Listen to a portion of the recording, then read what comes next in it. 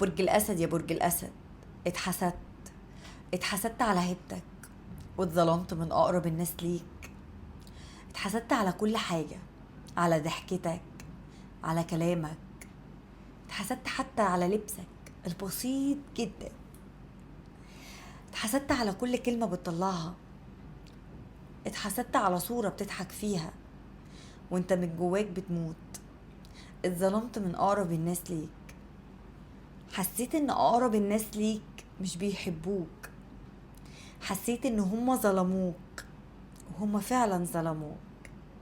اقرب الناس ليك اديتهم حب كبير جدا، وما خدتش منهم الا وجع كبير قوي. حياتك كلها اتلخبطت.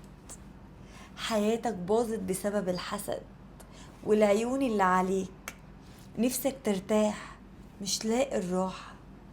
الحبيب خان وبعد، والقريب ظلمك ووجع، والصديق خان. حياتك كلها تعب. بقى عندك قلة ثقة من الناس.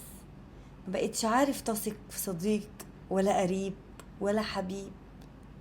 جواك متكسر، بالرغم ان انت تبان قوي قوي من بره، لكن من جواك متكسر قوي. طب هتفضل كده؟ هتفضل تعبان من حب بعد ومات؟ هتفضل شايل في قلبك حزن من القرايب؟ هتفضل شايل وواجع وكاتم جواك؟ هتفضل تستحمل الناس اللي لسه بتوجعك وتقول يلا ايامه بتعدي؟ هعمل ايه؟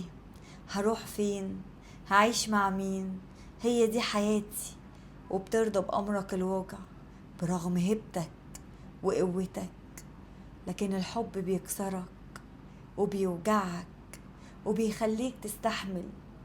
حب بقى القريب لصديق لابن الأخ الحبيب. حبك الكبير اللي بتديه من قلبك وما بتلاقيش حد يديك ربع الحب ده. بيستغلوا حبك ضدك، بيكسروك بحبك. بتبقى حق مكتسب. ويا ريت كفاية الحسد دمرك.